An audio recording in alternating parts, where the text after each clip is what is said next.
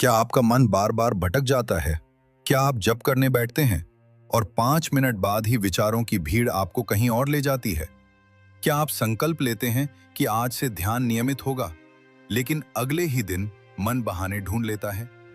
क्या आपको लगता है कि शायद आप साधना के योग्य ही नहीं हैं? यदि ये प्रश्न आपके भीतर हलचल पैदा कर रहे हैं, तो आज की शिववाणी आपके लिए है। मन का भटकना आपकी कमजोरी नहीं है, ये मन का स्वभाव है। और जिस स्वभाव को समझ लिया जाए, उसे दिशा भी दी जा सकती है। आज हम जानेंगे कि जब मन बार बार भटके, तो कौन से 4 शिव उपाय आपके भीतर स्थिरता जगा सकते हैं। इस वीडियो को अंत तक जरूर सुनना, क्योंकि जो ऊर्जा अंत में तुम्हें मिलेगी, वो तुम्हारे जीवन का रुख बदल देगी। और अगर तुम पहली बार शिव भक्ति ज्ञान पर आए हो, तो चैनल को सब्सक्राइब कर लो, ताकि शिव वाणी सीधे तुम्हारे हृदय तक पहुंचे। और कमेंट में लिखो, हर हर महादेव। पहला उपाय है श्वास को शिव का सेतु बनाना। दूसरा उपाय है मंत्र को मन का आधार बनाना। तीसरा उपाय है दृष्टि को एक बिंदु पर टिकाना। और चौथा उपाय है दिनचर्या को शिवमय बनाना। इन 4 उपायों की शुरुआत आज हम पहले चरण से करेंगे।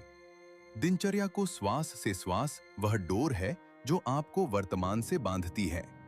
मन अतीत और भविष्य में दौड़ता है, लेकिन श्वास हमेशा इसी क्षण में होती है। जब आप श्वास को महसूस करना शुरू करते हैं, तो आप वर्तमान में लौट आते हैं, और वर्तमान ही वह द्वार है जहां शिव की उपस्थिति अनुभव होती है। शिव का अर्थ है शून्य स्थिरता, साक्षी भाव। जब आप अपनी श्वास को देखते हैं बिना उसे बदलने की कोशिश किए, तब आप साक्षी बनते हैं। साक्षी भाव ही मन के भटकाव का पहला समाधान है। अब प्रश्न उठता है, इसे कैसे करें? बहुत सरल विधि है। सुबह या शाम किसी शांत स्थान पर बैठ जाएं। रीढ़ सीधी रखें, आंखें हल्के से बंद करें। अब केवल अपनी श्वास को महसूस करें। सांस इट जा रही है, सांस बाहर आ रही है, बस इतना ही। कोई जटिल क्रिया नहीं, कोई विशेष कल्पना नहीं। यदि मन भटके तो उसे डांटे नहीं, बस धीरे से वापस श्वास पर ले आए। हर बार जब आप मन को वापस लाते हैं, आप उसे प्रशिक्षित कर रहे होते हैं। यह वैसा ही है जैसे एक चंचल बच्चे को प्रेम से समझाना। यदि आप क्रोध करेंगे, वह और भागेगा। यदि आप धैर्य रखेंगे, वह धीरे धीरे शांत होगा। मन भी वैसा ही है। शिव साधना में धैर्य सबसे बड़ा गुण है। याद रखिए, स्थिरता एक दिन में नहीं आती, लेकिन हर दिन की छोटी सी कोशिश भीतर एक नई दिशा बना देती है। अब आप सोच सकते हैं कि क्या केवल श्वास देखने से मन रुक जाएगा? उत्तर है तुरंत नहीं, लेकिन यह शुरुआत है। जब आप 10 मिनट तक श्वास को देखते हैं, तो मन की गति धीमी होने लगती है, विचारों की तीव्रता कम होती है, और एक सूक्ष्म अंतराल पैदा होता है, जहां विचारों के बीच थोड़ी सी शांति झलकती है। वही शांति शिव का संकेत है। मन का भटकना इसलिए होता है क्योंकि उसे दिशा नहीं मिली। वह ऊर्जा है, और ऊर्जा को मार्ग चाहिए। यदि आप उसे मार्ग नहीं देंगे, वह इधर उधर दौड़ेगी। श्वास उस ऊर्जा को एक बिंदु पर लाने का माध्यम है। जब आप नियमित रूप से श्वास ध्यान करेंगे, तो पाएंगे कि दिन भर भी आप थोड़े सजग हो गए हैं। कोई बात आपको विचलित करती है, तो आप तुरंत प्रतिक्रिया देने के बजाय एक गहरी सांस लेते हैं। यही परिवर्तन है, यही साधना का फल है। अब एक और गहराई समझिए। शिव को प्राणों का अधिपति कहा गया है। प्राण का अर्थ है जीवन शक्ति। श्वास प्राण का वाहक है।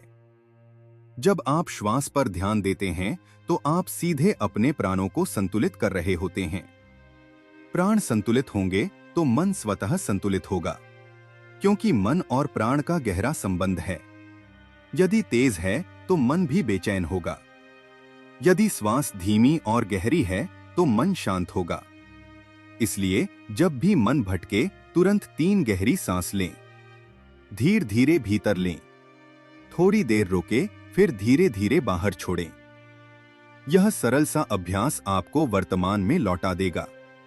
आप देखेंगे कि जिस विचार ने आपको पकड़ लिया था, उसकी पकड़ ढीली हो गई है।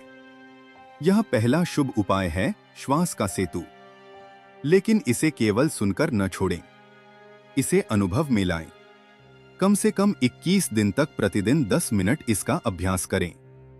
21 दिन में मन एक नई आदत स्वीकारने लगता है और जब यह आदत बन जाएगी तो भटकाव की तीव्रता स्वतः कम होने लगेगी।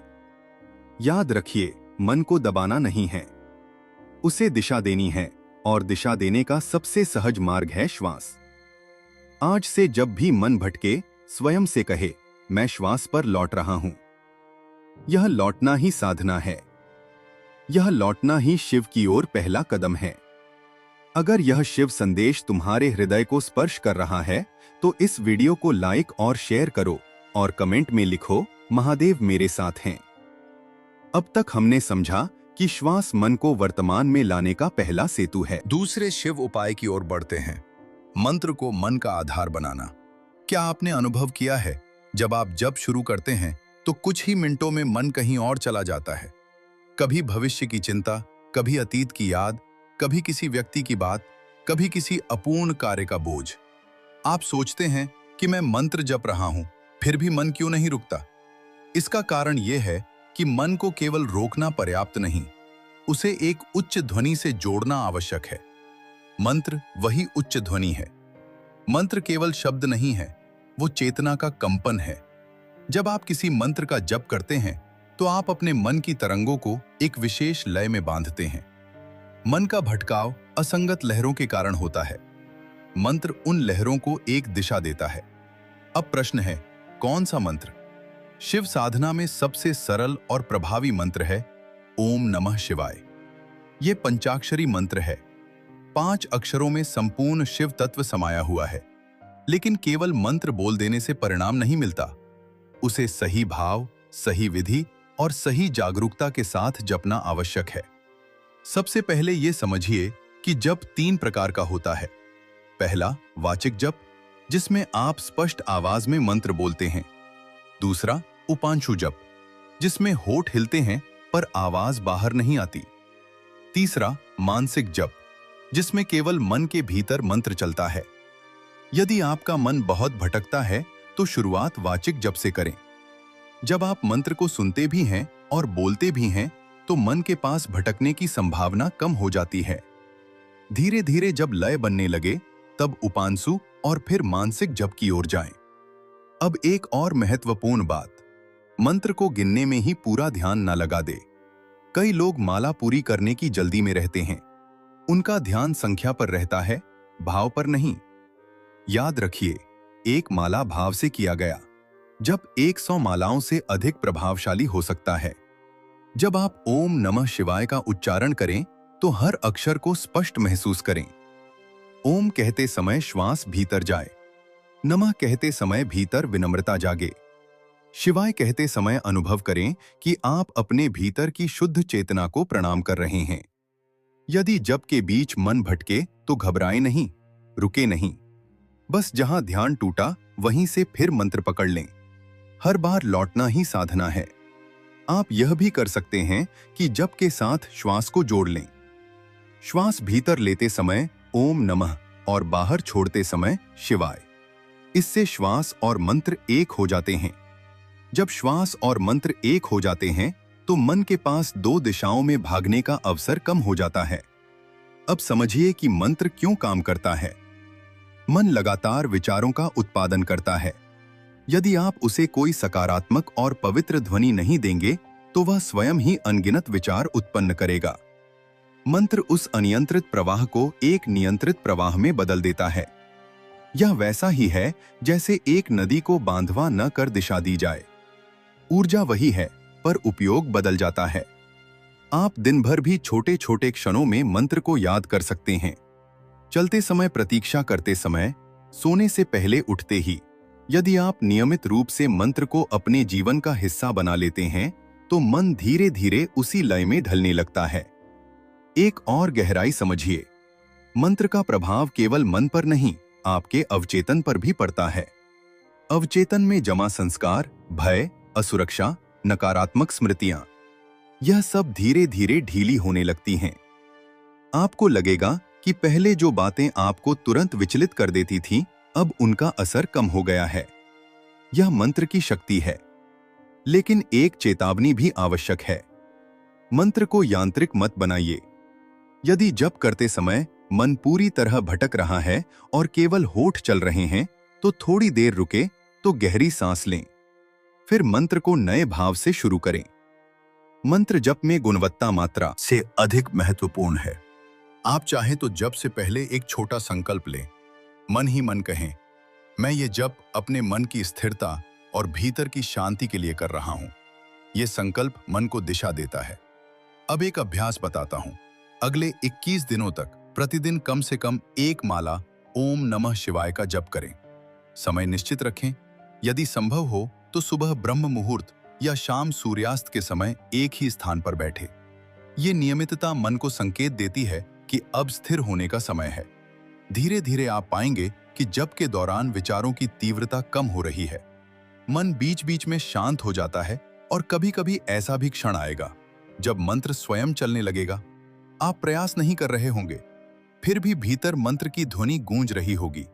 वह अवस्था संकेत है कि मंत्र मन के भीतर गहराई तक उतर चुका है। याद रखिए, मन का भटकना असफलता नहीं है। हर बार जब आप मंत्र पर लौटते हैं, आप जीत रहे होते हैं। हर बार जब आप स्वयं को धैर्य से संभालते हैं, आप भीतर मजबूत हो रहे होते हैं। मंत्र को मित्र बनाइए, बोझ नहीं। उसे प्रेम से अपनाइए, प्रतियोगिता की तरह नहीं। आज का दूसरा शुभ उपाय यही है, मंत्र को मन का आधार बनाना। जब मन भटके, मंत्र पकड़ लें। जब मन अशांत हो, मंत्र सुने। जब मन अकेला लगे, मंत्र के साथ बैठ जाएं। अगर तुम शिव ऊर्जा से और गहराई से जुड़े रहना चाहते हो, तो हमारे YouTube मेंबरशिप से जुड़ो। वहां तुम्हें मिलेगा विशेष ध्यान, शिव मार्गदर्शन और केवल सदस्यों के लिए शिव ऊर्जा का निजी संरक्षण। अब तक हमने 2 शिव उपाय समझे, श्वास को सेतु बनाना और मंत्र को मन का आधार बनाना। अब तीसरे उपाय की ओर बढ़ते हैं, दृष्टि को एक बिंदु पर स्थिर करना। क्या आपने कभी अनुभव किया है कि आपकी आंखें जहां जाती हैं, मन भी वहीं चला जाता है? यदि आप लगातार इधर उधर देखते रहते हैं, तो विचार भी उतनी ही तेजी से बदलते रहते हैं। यदि दृश्य बदलते रहते हैं, तो मन भी स्थिर नहीं रह पाता। मन और दृष्टि का गहरा संबंध है। जहां दृष्टि टिकती है, वहां मन ठहरने लगता है। इसी सिद्धांत पर यह तीसरा शिव उपाय आधारित है।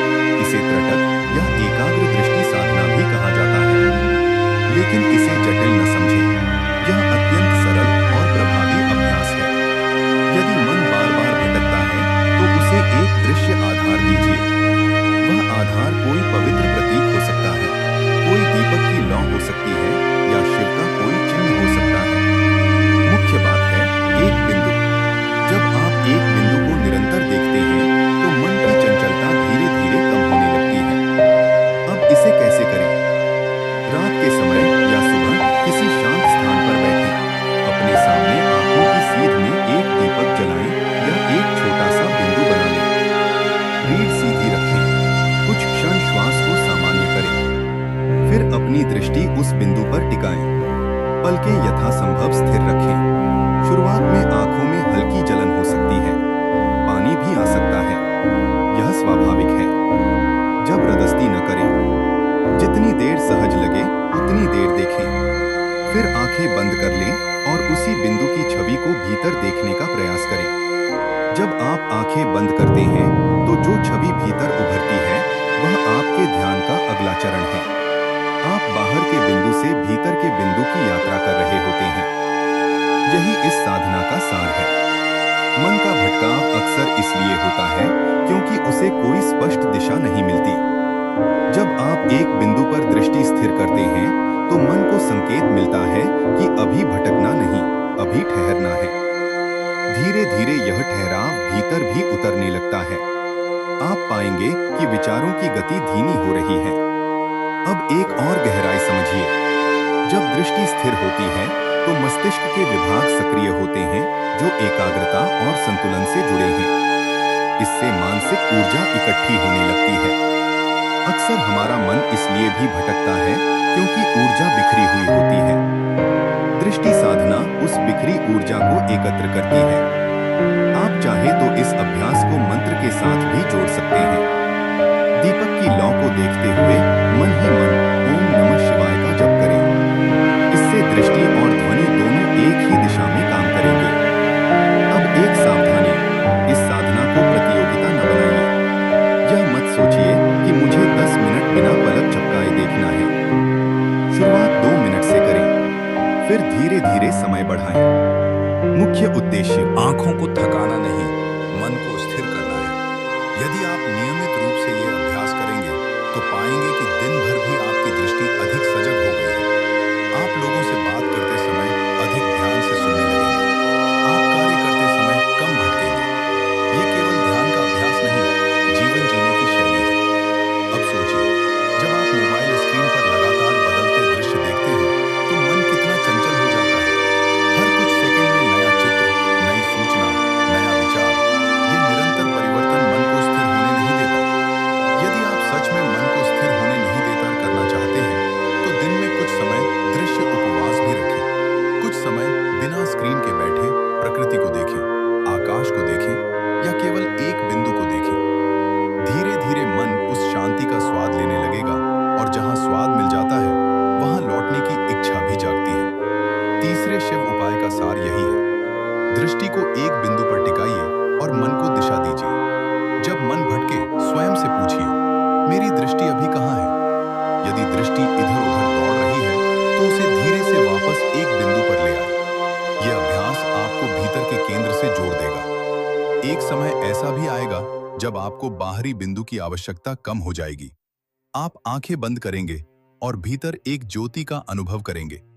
वो ज्योति स्थिरता का प्रतीक है। वही आपका आंतरिक केंद्र है। वही वह स्थान है जहां विचार शांत हो जाते हैं। लेकिन यह अनुभव धीरे धीरे आता है। धैर्य आवश्यक है, नियमितता आवश्यक है और सबसे अधिक आवश्यक है सरलता। अपने अभ्यास को सरल रखें। प्रतिदिन कुछ मिनट दृष्टि साधना करें। मन भटके तो निराश न हो। हर बार लौटना ही प्रगति है। अब तक हमने 3 उपाय समझ लिए हैं: श्वास, मंत्र और दृष्टि।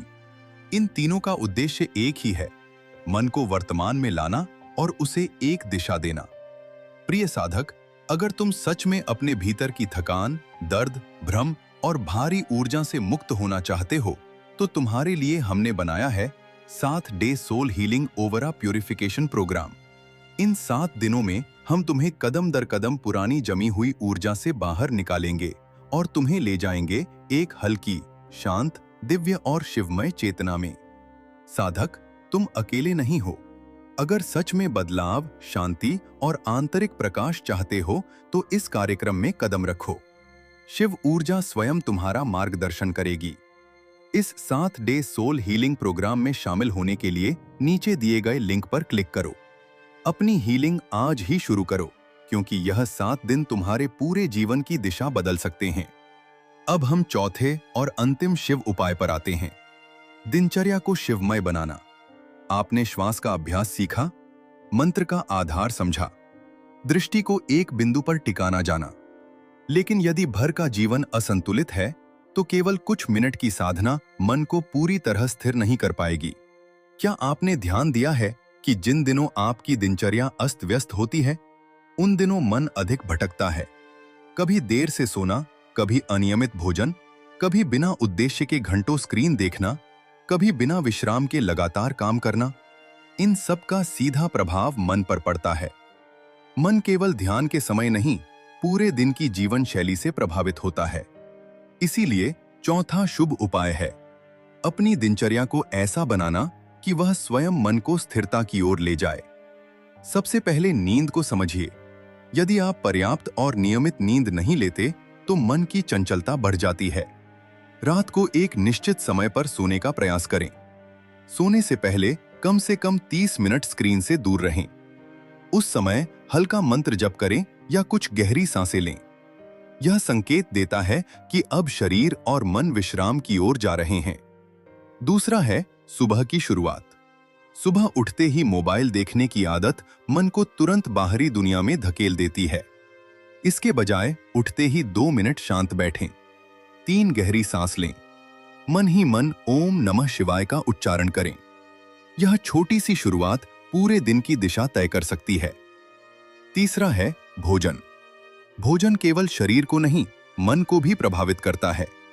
बहुत भारी, बहुत तला हुआ या अत्यधिक उत्तेजक भोजन मन को अस्थिर बना सकता है।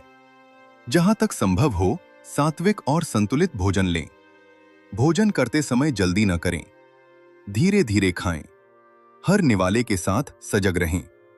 जब आप सजग होकर खाते हैं तो मन भी शांत रहता है।